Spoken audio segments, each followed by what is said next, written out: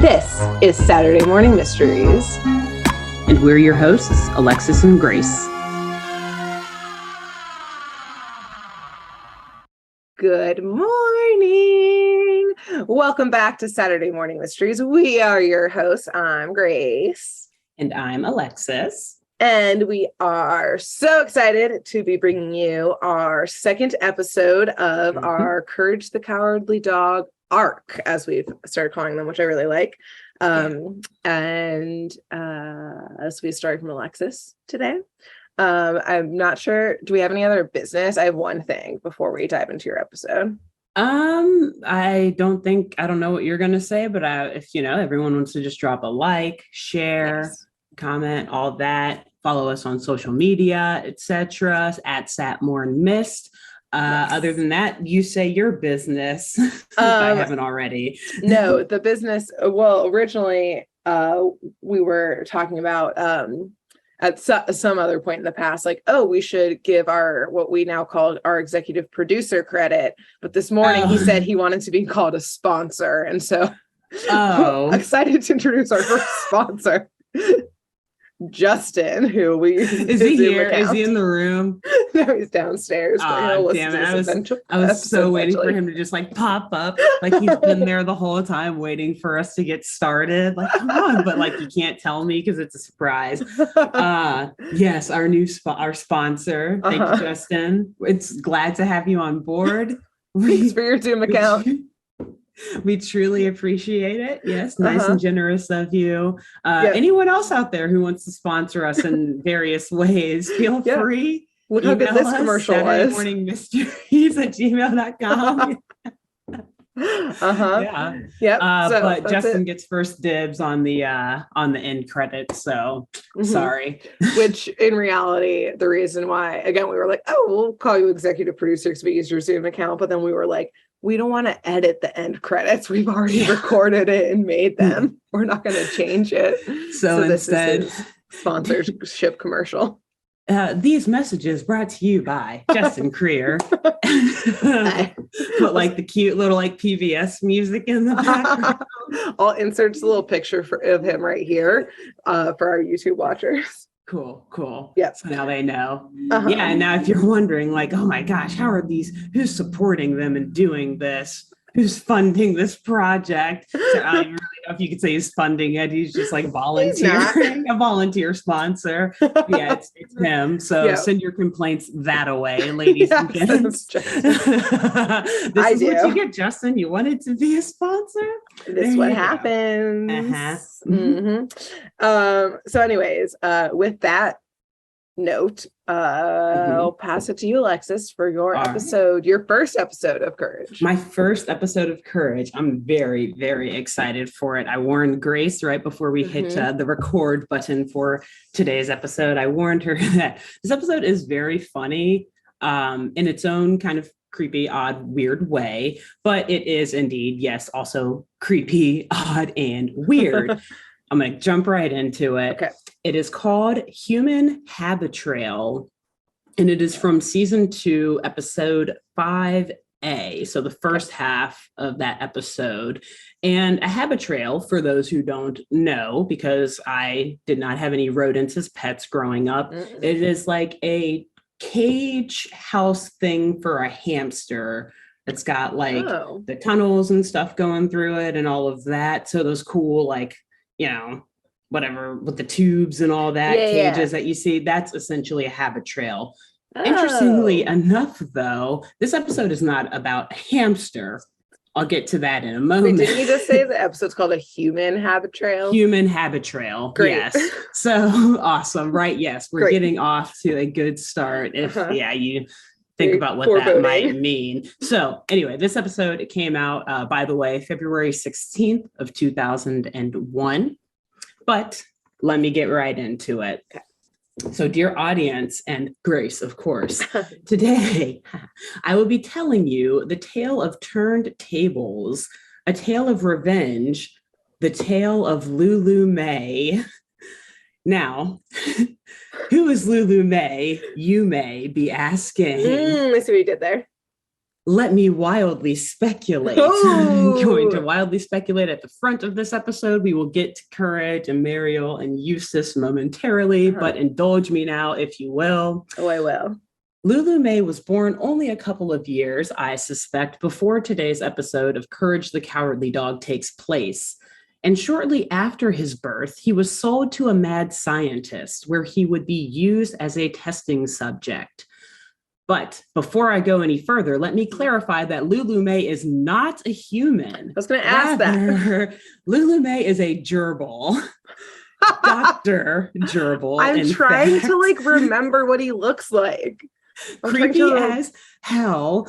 Honestly, like the appearance of him is what really made me want to do this episode. Okay. So as we see him in today's episode of Courage, he's a giant gerbil standing on only his hind legs. He's probably like waist high to a human. Okay. He's got purple fur. He's wearing like a checkered, nice like pleated suit. Jacket and like a blue polka dot bow tie and like a cap that has like a green stripe on it, and he drives like this cool 1950s like sports car. I'll get more into his personality in a moment, but yeah, but it's also just like the way that he's looking at you, like he's kind of like jagged gerbil teeth, which I learned from researching gerbils for this. They do have issues with their teeth because they constantly grow and can get mangled very easily. Interesting. And it's like got these protruding eyes that are kind of like pointing in different directions. And he's always like kind of hunched over, like, you know, with his hands a little like scheming. Exactly. Okay. So I don't know if I remember this one. I'm very excited. He appears in one episode. Okay. He's only in one episode. Okay. So yeah, but in my opinion, he should be in many, many more. If they ever for some reason redo Courage, I would love to see more Lulu May, but I will get to that more at the end.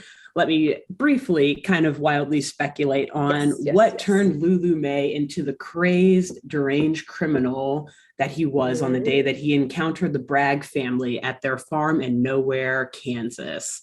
So Lulu was born, I assume, to a domesticated gerbil in a small litter of 3. Unfortunately, though, he was the runt of that litter, and he was thus neglected by his mother and faced almost certain starvation. The poor boy. But not long after his birth, I assume he was donated to a new home once his initial owners saw that he may not survive.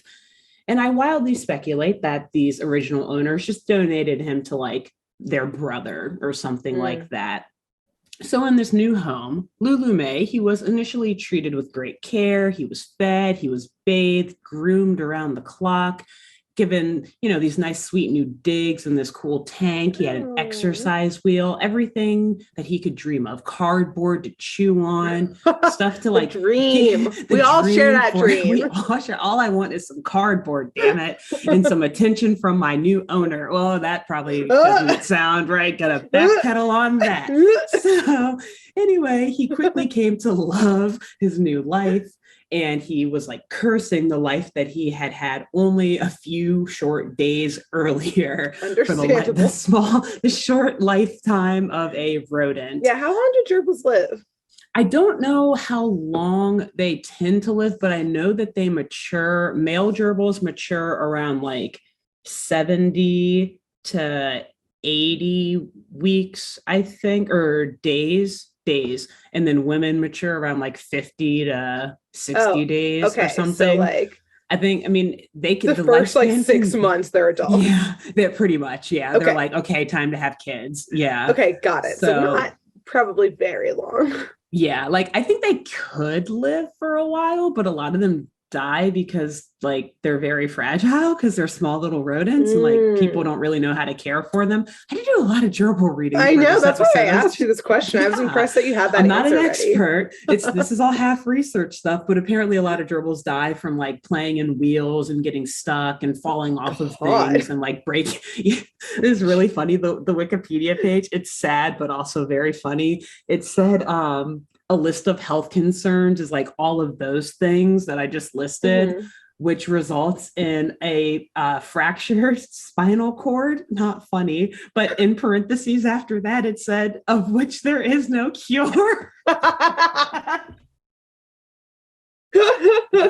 Like, damn it, so close. We can cure cancer, we can cure all these but other the gerbil STDs, spinal fracture. The spinal I cord hope fracture. there's one researcher somewhere in the world, like one veterinarian dedicating their life to solving gerbil spinal fractured spine. I will solve it. We need more gerbils in the world after all, right? Aren't they on the endangered species list? I actually have multiple gerbil tangents, but I'll wait until the end. Yeah, Get back to your story. Actually, this episode made me realize that I probably could talk about gerbils for a really long time. There's so much more I want to say, but maybe at the end, let me get back to Lulu May here, yes. the main gerbil on our minds today. So Lulu May, he's in these new digs. He's being taken care of. And he starts to actually thrive. He is growing, he's maturing, he's getting the right nutrients because he's no longer being neglected by a mother or anything like that.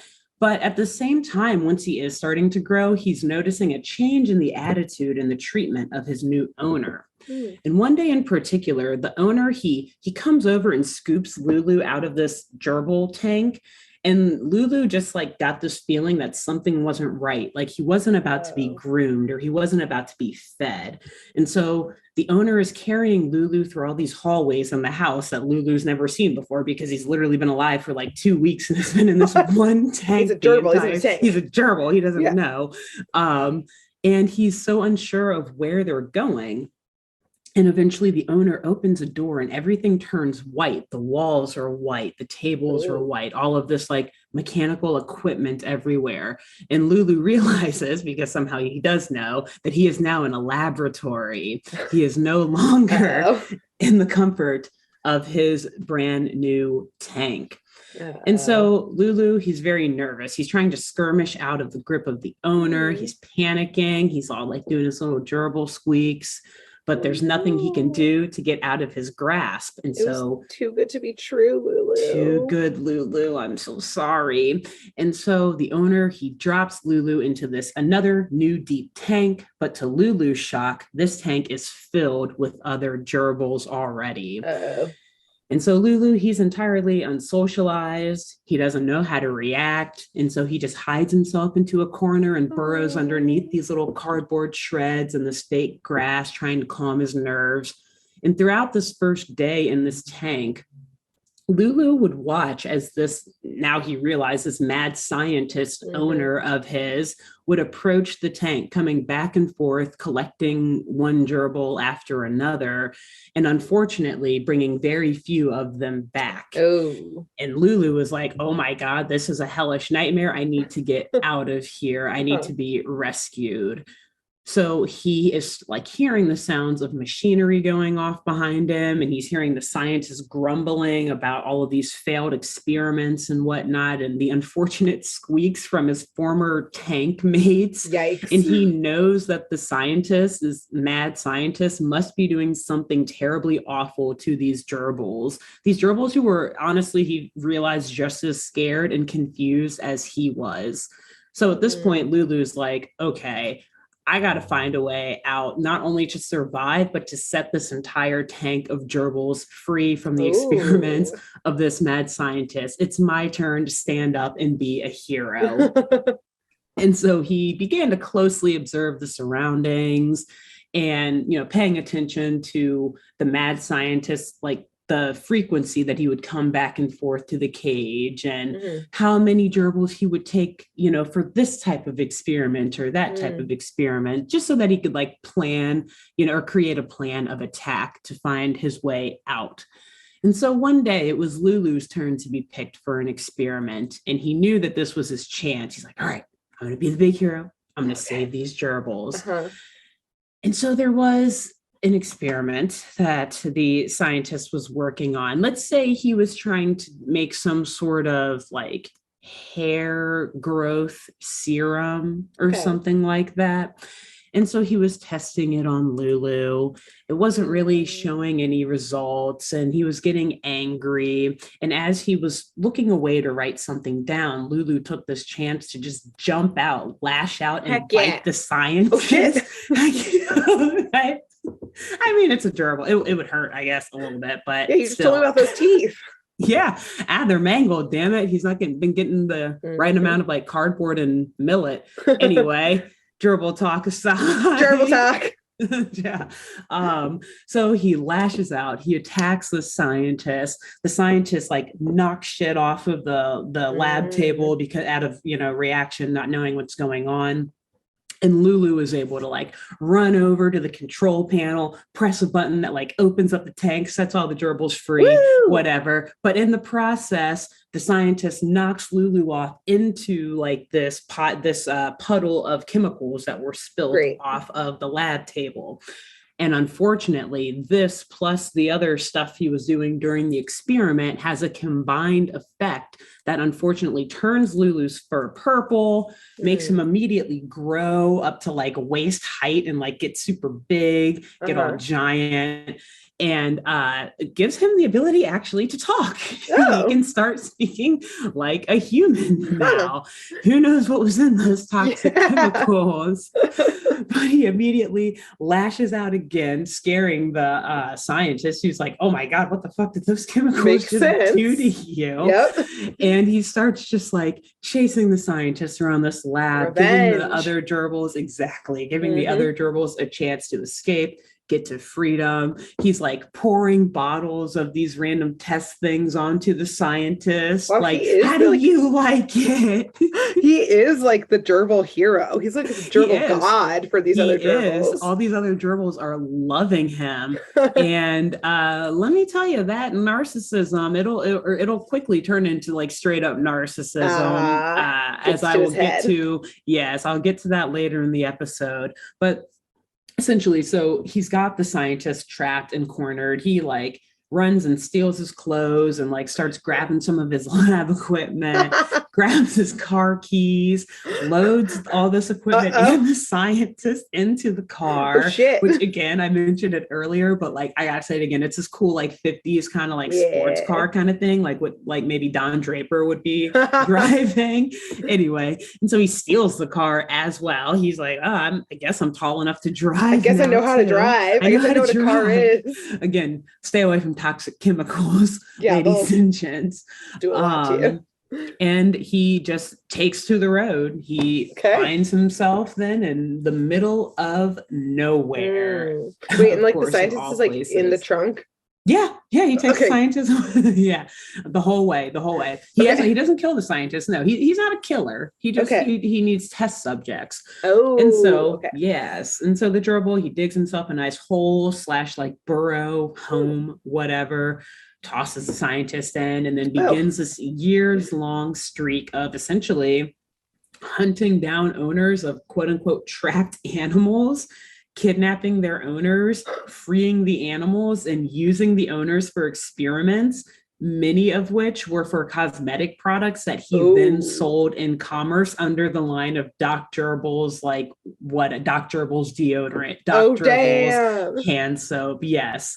And so now Doc Gerbil, he's moved on to his newest invention. It's a vacuum cleaner, actually. And this vacuum cleaner, it has the ability to suck up anything in its path, even perhaps a human.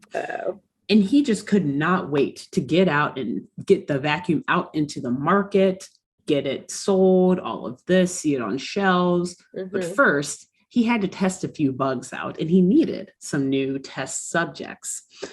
And you see, dear audience, Doc Gerbil, aka Lulu May, he was quite successful in all of these evil schemes of freeing animals and testing his toxic creations on humans, until he happened upon the Bag family farm and ran into Courage the cowardly dog.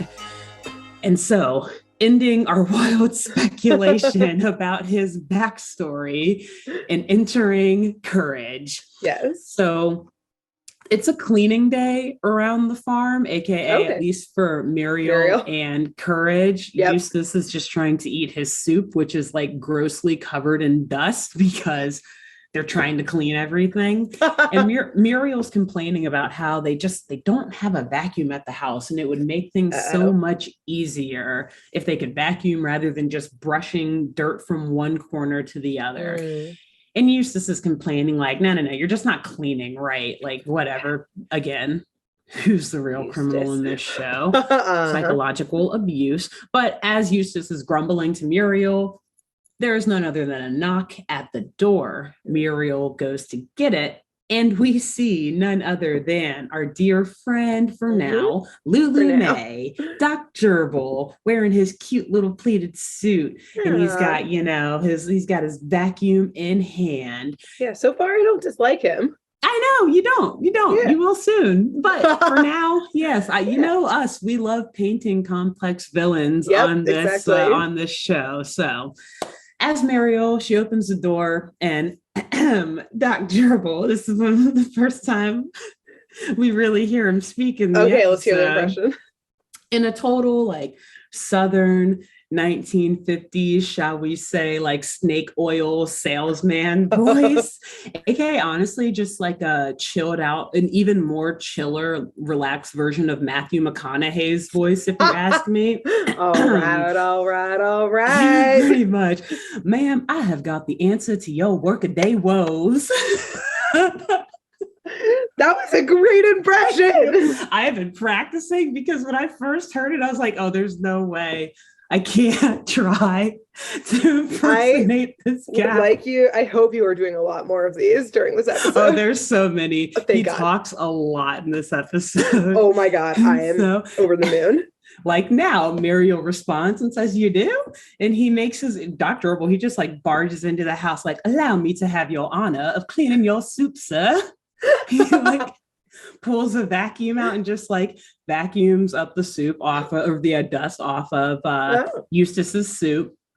And anyway, so he's just like showing this vacuum off to Muriel and Eustace, and he's asking the Bag family some questions. So he's like a straight up door-to-door. He's assuming this door-to-door salesman type of vibe right now. Yeah. And he's like, well, let me just ask you a few questions here to help fix you up with a perfect vacuum for your needs. And he like whips out this clipboard and the questions are hilarious. He's like, question number 1, do you have mole allergies? And Eustace tries to answer like, well, usually, but he cuts him off and he's like, question number 2, if 2 trains leave Chicago at 9 a.m., do you snore? Have itchy eyes?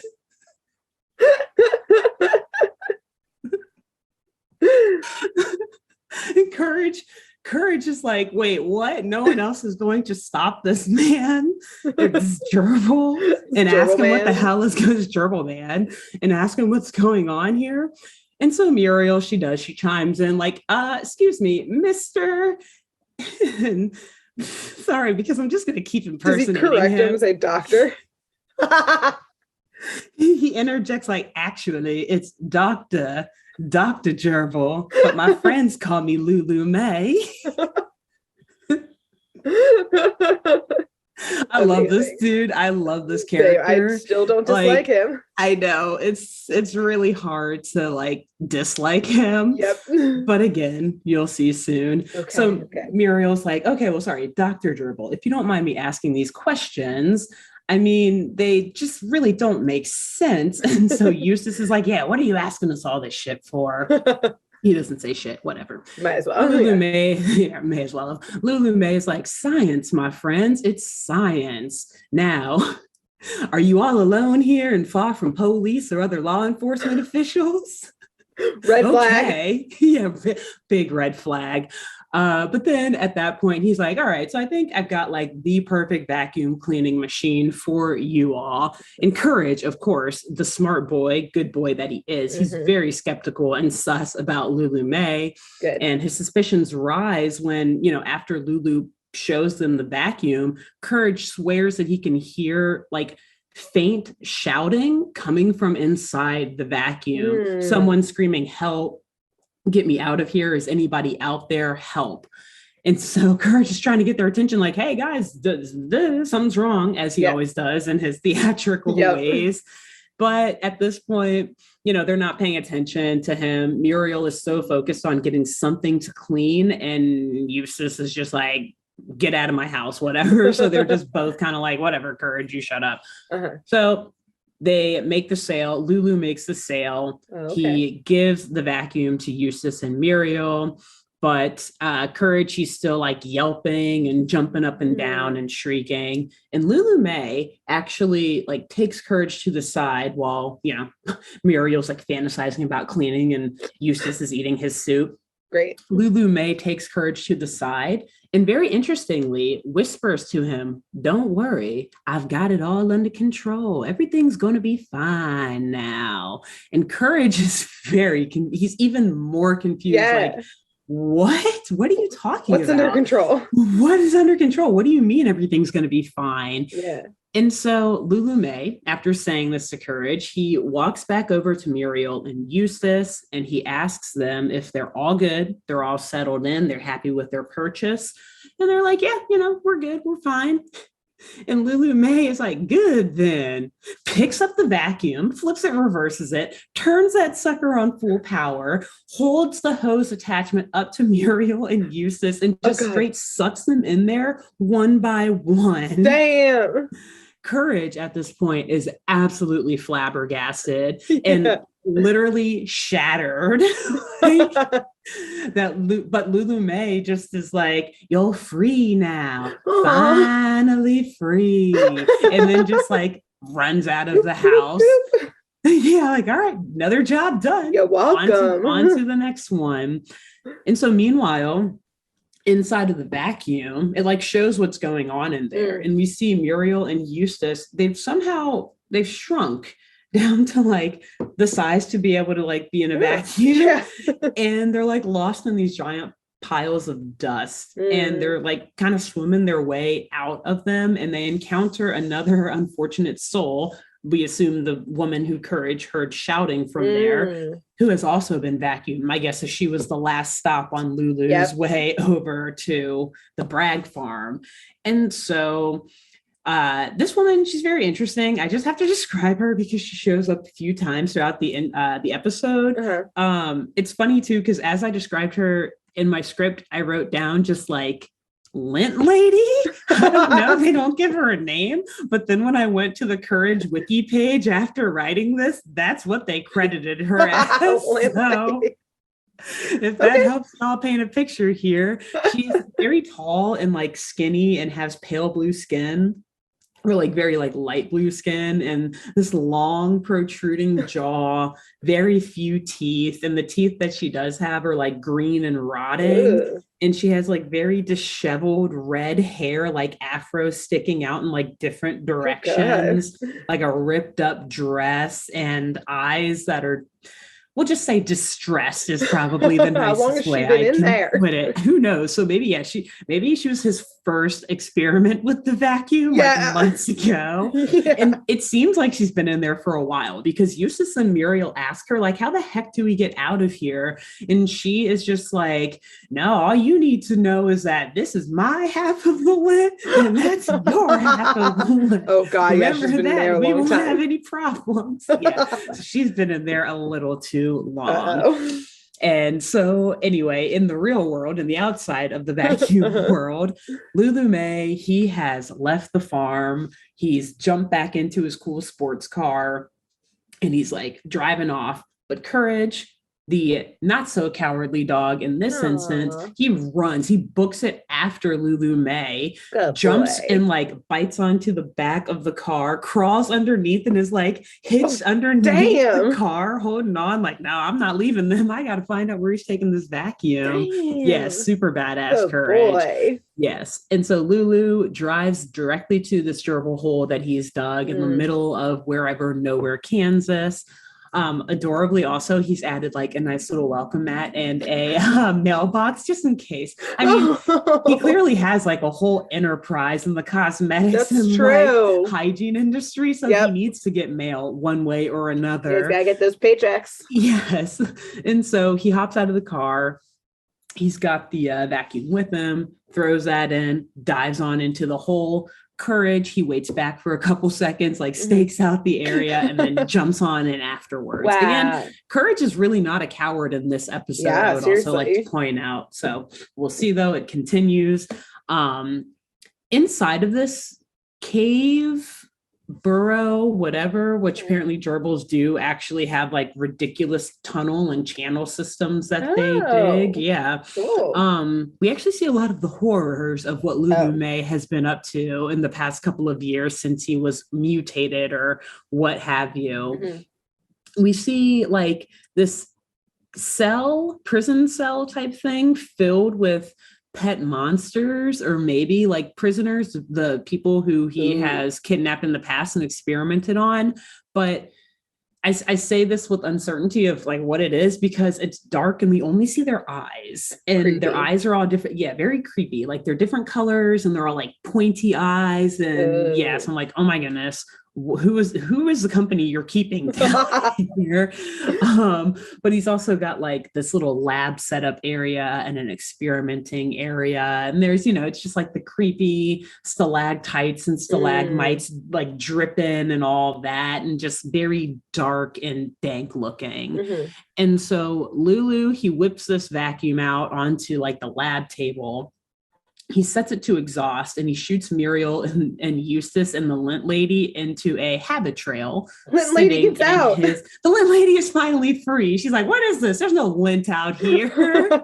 Get me back in the lint.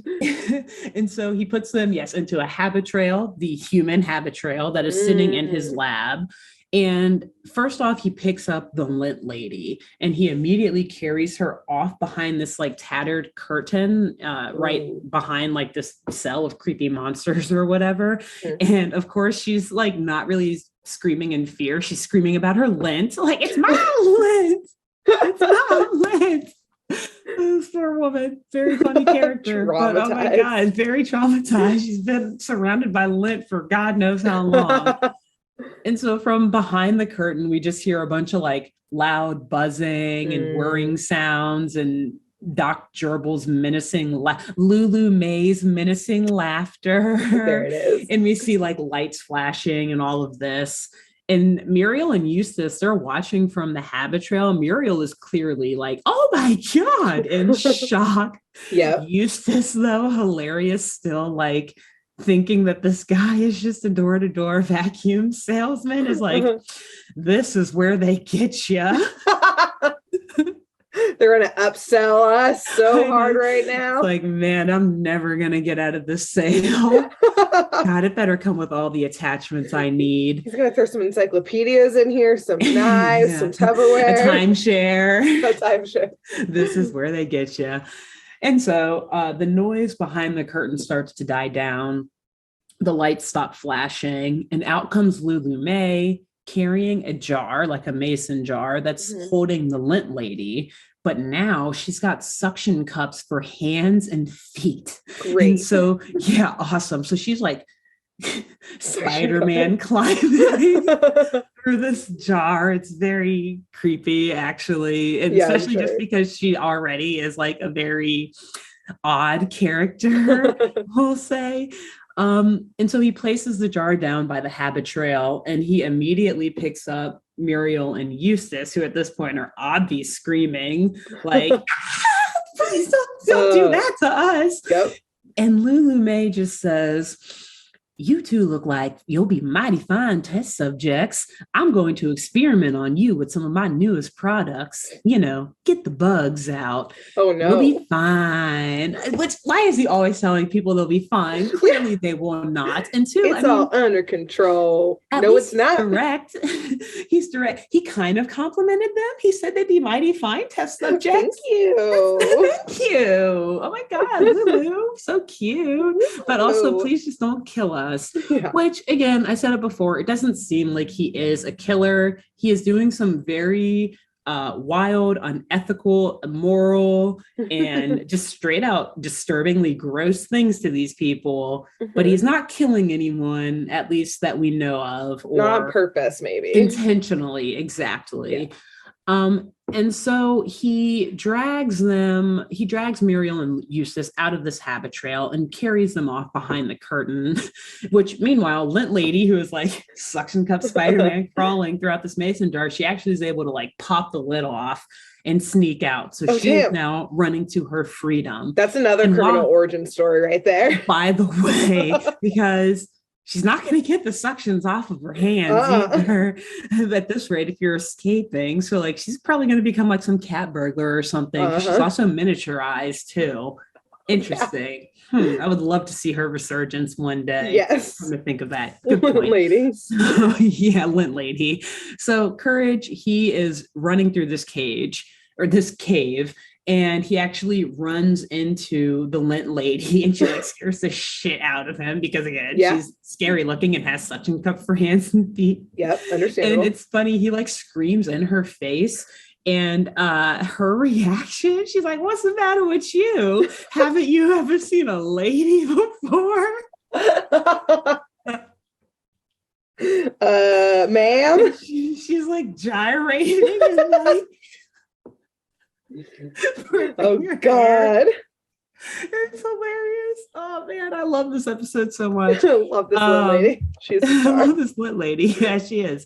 Who knew that she would be the main character? She's the main character in every story. Let's be real. Clearly. So, Courage, he cuts to the chase. He's like, I don't have time for this. Have you seen Muriel and Eustace? He like holds a picture up to her. And Lint Lady is just like, oh, he's doing terrible things over there. Terrible. And like points Courage in the right direction. So Courage runs off to go save them. But the Lint Lady's last line, well, second to last line of this episode is right after Courage runs off. And she's like, he's doing terrible things. She's like, but they ain't getting my lint. She just runs away. Definitely criminal origin story. She's criminal. Yeah, she is about to go steal the lint from like all of the richest people. And she's gonna be like climbing into your dryers and like pulling the lint thing out. She's actually going to be like the criminals that help you. Have you heard of like that meme trend or whatever? It's like you can shoot like lasers out of your eyes, but you're hired to like work every barbecue or something like that. So it's like you're only using your powers for good. It's like, yeah, she has an affinity to steal lint, but she's preventing house fires by taking lint out of all these people. She's actually like employed by the fire department. Yeah. Well, I love her. Yeah, Lint Lady's awesome. So anyway, Courage, he takes her direction, he runs off. And I should say, this cave that Doc Gerbil has like dug and or found, it's got like all of these little streams and stuff going through it, and like little, dare I say, rivers? I mean, it's like pretty thick bodies of water. Yeah. Because there's actually like boats that are docked underneath there. Okay. And interestingly enough, we talked about Dr. Gerbil's little bit of narcissism that probably resulted from him being like known as the gerbil, or like the lab testing animal hero, the gerbil god. And also because he's achieved like quite a bit of success selling his deodorant and his mouthwash and all of these different cosmetic products. He's created on this like underground cave river system, an amusement park type of ride. Oh my God. Called The World of Doc Gerbil. It's like, it's a small world ride at Disney.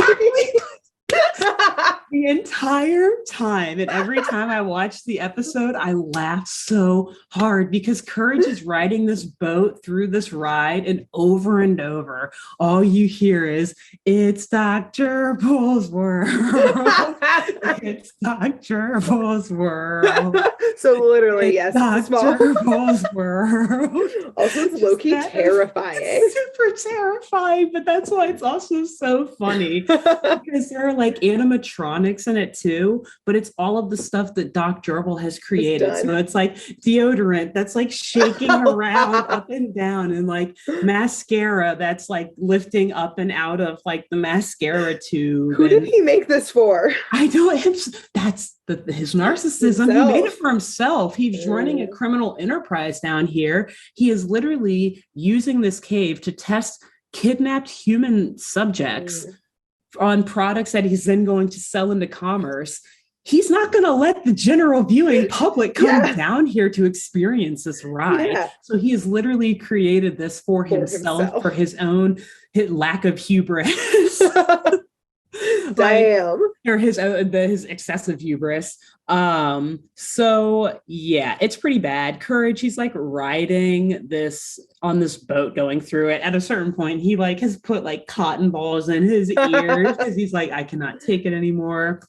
He is like at the end of his rope, getting ready to like dive out of this little boat that's taking him down the stream. But just as he's diving or getting ready to dive, he looks up and sees like a two-way mirror, not even a two-way mirror. It's like straight up a display case. So it's like Dr. Gerbil wants you to see, if you're riding this ride, his lab where he is experimenting on Muriel and Eustace. So Courage is like, oh my God, thank goodness I didn't jump out before because I missed this. So he instead just like hops out there. He sneaks in through like the air vents.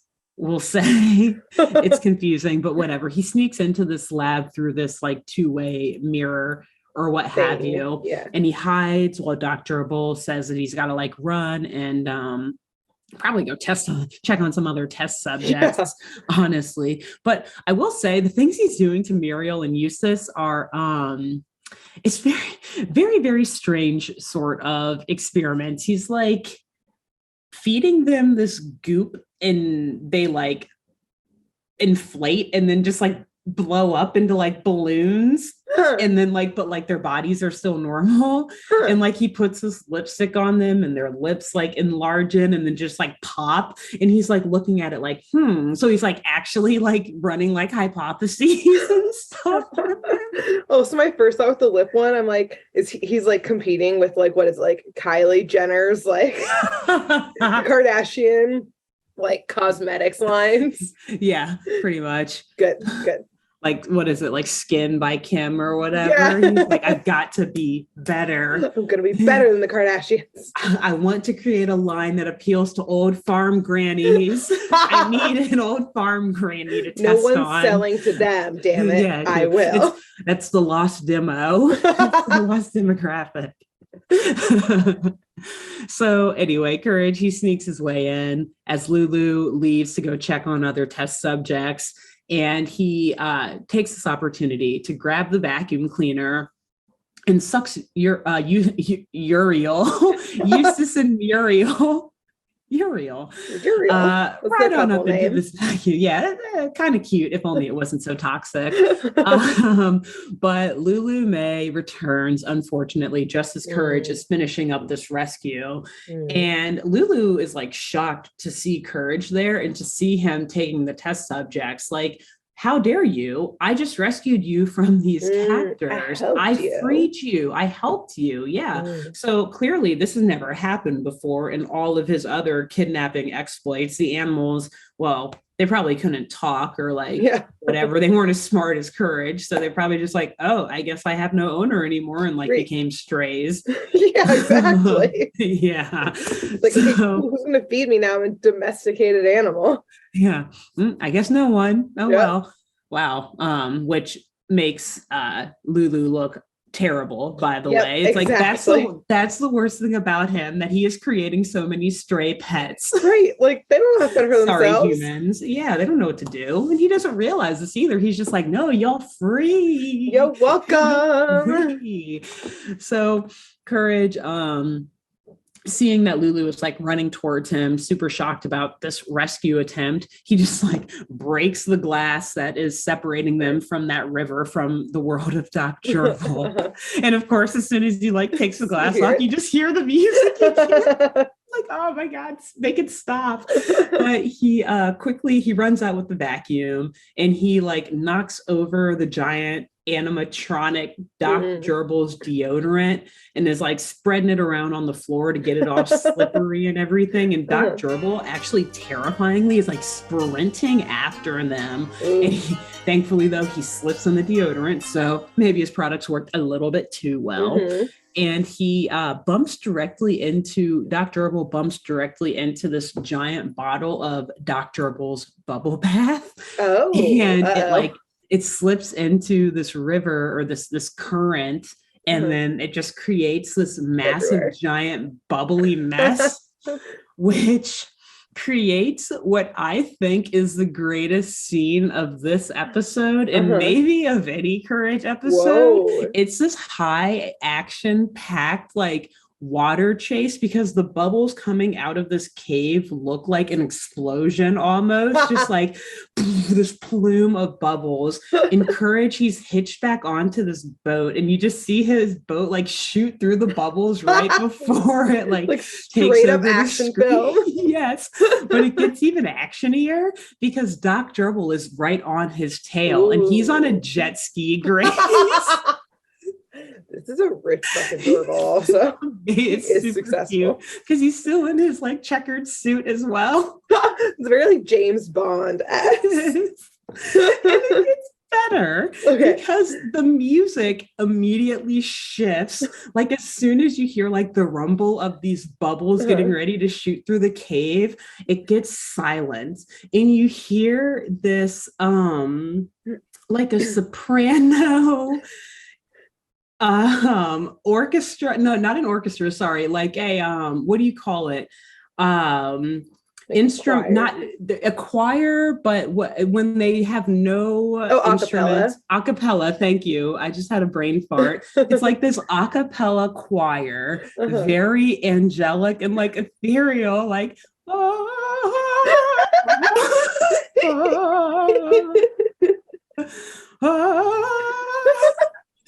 like the music sounds like it should be like in the Terminator or something, like at a scene where just like there's this massive explosion and you're just like taking in all the damage. Slow-mo. And Courage and Doc Gerbil are chasing each other. They like shoot out of this sewer grate and into the bay. They're whipping around like the coastline or whatever. Oh my God. Going crazy. And Doc Gerbil whips out these giant like pliers so that he can try to get the vacuum out of the boat. At this point, he doesn't care about what happens to Courage. He just needs his test subjects back. And so they're chasing each other. This intense music is still playing in the background. And Courage notices that there's a waterfall up ahead. Of course. So he's like, oh shit. He whips the boat around. So he like starts going the other way towards Doc Gerbil. He takes the vacuum cleaner, sets it to exhaust so that it like blows air out and pushes their boat towards the shoreline so that he can like jump out. And very smart, good boy. Doc Gerbil is like, oh shit, well, I should just jump on the boat then. But he gets too caught in the current and he's a little bit too far away from the boat. He jumps out, just misses the boat and gets shot down the waterfall. And you just hear again the choir like, oh, it's like this lamentation music. It's like you just see Doc Gerbil down. But unfortunately, maybe not unfortunately, Doc Gerbil, he does survive, but he has definitely suffered from some traumatic brain injury of some sort. You see him, like his head looks injured. He's just sitting on the shore, soaking wet at the bottom of this waterfall, laughing maniacally. Oh God. Just like eyes all going in different directions. He is, so I suspect that he's turning into like the Joker at this point. Just like totally insane. But anyway, so Courage, he gets Muriel and Eustace back to the farm. He ejects them. They're also happy. They, everyone's safe. And somehow, though, surprisingly, the lint lady, she's back. She's back. She somehow got sucked up in the vacuum. And when Courage takes Muriel and Eustace out, she is still somehow miniature. Eustace and Muriel are back to their regular size, but the lint lady is back in Eustace's bowl of soup, just kind of swimming around, talking about her lint. Yeah. So maybe they have a new pet, and that's the end. Also, maybe Lint Lady, maybe other origin story is that she becomes the Harley Quinn to Joker. And they become a duo. Yes. Dr. Will comes back just to save her. He's like, I need her. Or, excuse me, I need her. There it is. Yeah. Although who knows, after that head injury, that waterfall, he may sound very different. Yeah. Yeah. Wow. Let me say his accent. Work. Thank you. His accent though killed me. I am so excited to watch this episode. Like, I know we have to record like the next episode or after this, but like I'm like, okay, 20-minute break so I can go watch it. Like real quick 11-minute break? You only got to watch that one half. Yeah, true. I mean, we usually do like 15-minute breaks maybe, but no. I'll watch it later. Yeah, great work. Later.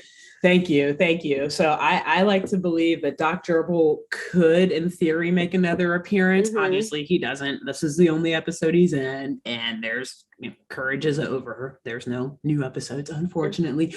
But he would have been the perfect return or like rerun criminal, if you ask me, like later on in the show, because he definitely had, I guess he had motive, I suppose, and he was creepy enough for sure, and smart enough to even with his brain injury now. Yeah. We'll see how that affects him. But anyway, yes. Wow, so thank you. Good job. Episode 2 of Courage. Yes. Wow, what a journey. Indeed. I love it. Great. Good job. Cool. So next week we'll be back. Grace will share another episode from the Tales of Courage the Cowardly Dog, another monster and or villain. I guess this is a lot like LeQuack, where last week's episode, where he's figuratively a monster. Yeah, exactly. I mean, he's figuratively a monster. He's not literally, but we will get to some monsters soon. At least I know I will. So until then, though, Grace, who should our dear audience members tell about this lovely podcast? So, in thinking about our lone gerbil back spinal fracture researcher, I think you should tell your chiropractor. Nice. Yeah. Go tell a chiropractor, maybe get some kinks out while you're there, get that neck cracked while he's cracking your back or she's cracking your back, all that stuff. They're cracking your back. What about this podcast? And, maybe tell them about this episode specifically, because that has to, we talk about spines at some point. Yeah. And maybe it'll inspire your chiropractor to change course and help take care of the horrible, horrible pandemic that's taking over this world of gerbil spinal fractures. Put an end. This is a global crisis. Threat level orange. Spinal fractures. We need more people on it. Please, forget your chiropractic practice. Get a veterinarian license. Combine that knowledge. Please, the gerbils need you. Save the gerbils. Save the gerbils. To that end, I will say then go treat yourself, ladies and gents, and anyone in between, and go get yourself a massage. Nice. And tell the massage therapist, while they're working through, especially your traps and stuff like that, get very tense, all of that, the shoulders, once you hear that cracking and everything as they're making their way down, be like, oh yeah, by the way, have you ever given a gerbil massage? Because apparently they have spine issues, according to a podcast that I listened to. An expert podcast. They're experts on gerbils now, as of this week. So go tell one of them that we talked about bad spines, I guess, some sort of living creature. Yeah. Great. Well, cool. Until then, bye. See ya. Thanks for tuning in to Saturday Morning Mysteries. If you enjoyed this episode, please share, rate, review, leave us a like, and drop a comment. We post episodes every Saturday and bonus tune tangents whenever we feel like it. So please subscribe so you don't miss the shenanigans. And if you want to follow us on YouTube, click the bell under the YouTube subscribe button to receive notifications when new videos are posted. And if you want to subscribe to the podcast, we have no idea what you're listening to us on, so just hit the big subscribe button on whatever app you're using. We believe in you. Give us a follow on Twitter and Instagram at SatmornMist, all the abreves, and let us know if you have any episode or show requests by emailing SaturdayMorningMysteries@gmail.com. Thanks to Jenna Kendall for the logo design and to Ava Sakiki for the music used during this week's episode. See y'all groovy kids next week on Saturday Morning Mysteries.